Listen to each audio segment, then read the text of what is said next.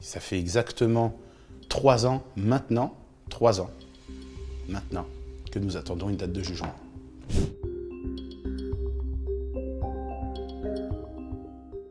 Elle me dit, en fait, il est rentré dans ma chambre, il a mis sa main il a baissé ma culotte, il a mis sa main, il a mis mes doigts dans la zézette, il a fait des ronds et ça m'a fait très très mal.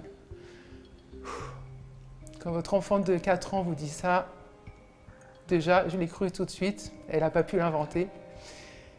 Et j'ai une douleur tellement intense, je suis abattue, complètement abattue, effondrée. C'était il y a 3 ans, dans la nuit du 21 au 22 août 2020. Alors qu'Hélène et ses 4 enfants sont couchés, Salomon, le père de famille, va boire un verre chez ses voisins. Durant la soirée, l'un d'entre eux s'éclipse et s'introduit dans l'appartement où tout le monde dort. Salomon rentre, Hélène se réveille et découvre l'intrus dans le salon avant de le mettre dehors. Le cauchemar débute le lendemain avec le récit glaçant de leur fille âgée de 4 ans.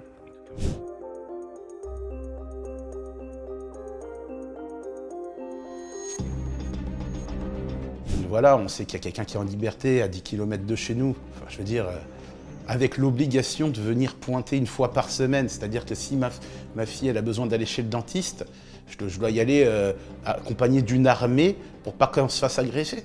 Il est en liberté pendant que nous, on est encore en prison. Ça fait exactement 3 ans maintenant, 3 ans maintenant, que nous attendons une date de jugement. Il a justifié effectivement d'un emploi et d'un logement et donc a été remis en liberté le temps que ce dossier soit audiencé. Nous n'avons toujours pas de date de procès devant la Cour d'assises des Alpes-Maritimes et ça devenait difficilement tenable de maintenir procéduralement cette personne en détention.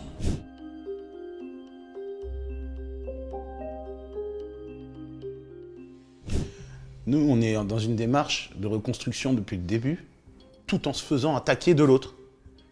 Pendant combien de temps? Combien de temps? Parce que c'est pas évident. Tous les matins, quand je sortais d'ici pour aller à l'école, pour ci, pour ça, bon là c'est les vacances, mais on se fait insulter. Des attaques par surprise, on est obligé d'être dans une méfiance constante.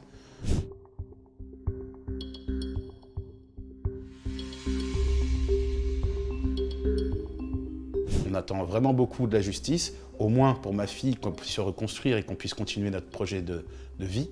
Parce que quand on fonde une famille, on aspire le meilleur, c'est pas un jeu. Et on ne laissera pas des gens comme eux nous démonter.